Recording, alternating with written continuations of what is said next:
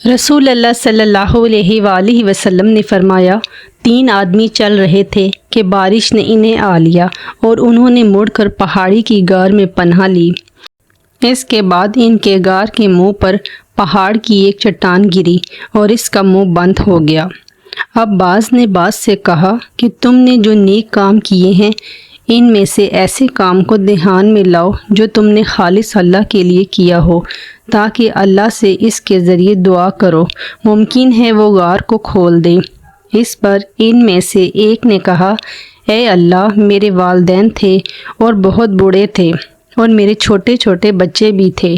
میں ان کے لیے بکریاں چراتا تھا اور واپس آ کر دودھ نکالتا تو سب سے پہلے اپنے والدین کو پلاتا تھا، اپنے بچوں سے بھی پہلے۔ ایک دن چارے کی تلاش نے مجھے بہت دور لے جا ڈالا، چنانچہ میں رات گئے واپس آیا۔ میں نے دیکھا کہ میرے والدین سو چکے ہیں۔ میں نے معمول کے مطابق دودھ نکالا، پھر میں دھویا ہوا دودھ لے کر آیا اور ان کے سرہانے کھڑا ہو گیا۔ میں گوارا نہیں کر سکتا تھا کہ انہیں سونے میں جگاؤں، اور یہ بھی مجھ سے نہیں ہو سکتا تھا کہ والدین سے پہلے بچوں کو پلاؤں۔ بچے بھوک سے میرے قدموں پر لوٹ رہے تھے اور اسی کشمکش میں صبح ہو گئی۔ پس اے اللہ، اگر تیرے علم میں بھی یہ کام میں نے صرف تیری رضا حاصل کرنے کے لیے کیا تھا تو ہمارے لیے کشادگی پیدا کر دے، ہم آسمان دیکھ سکیں۔ اللہ تعالیٰ نے دعا قبول کی اور ان کے لیے اتنی کشادگی پیدا کر دی کہ وہ آسمان دیکھ سکتے تھے۔ دوسرے شخص نے کہا، اے اللہ، میری ایک چچا زاد بہن تھی اور میں اس سے محبت کرتا تھا، وہ انتہائی محبت جو ایک مرد ایک عورت سے کر سکتا ہے۔ میں نے اس سے مانگا تو اس نے انکار کیا اور صرف اس شرط پر راضی ہوئی کہ میں اسے 100 دینار دوں۔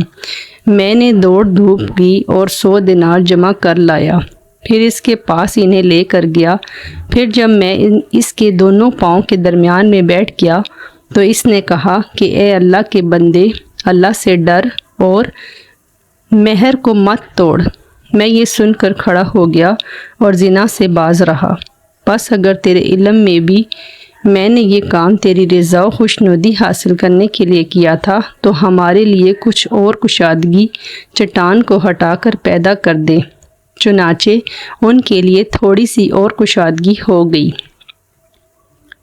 تیسرے شخص نے کہا، اے اللہ، میں نے ایک مزدور ایک فرق چاول کی مزدوری پر رکھا تھا۔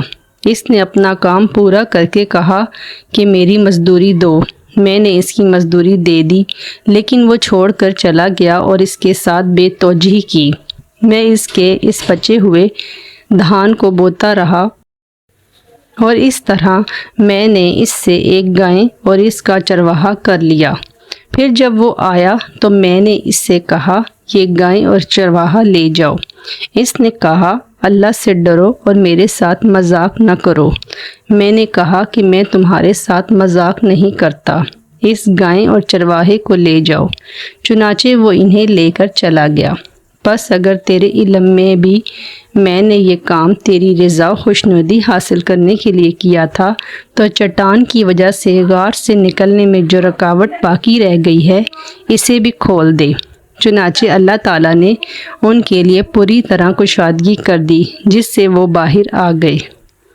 صحیح بخاری حدیث نمبر 5974۔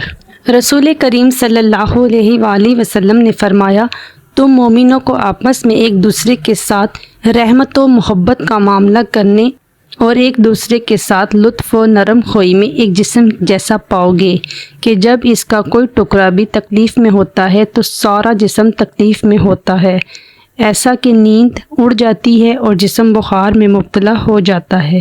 صحیح بخاری حدیث نمبر 6011۔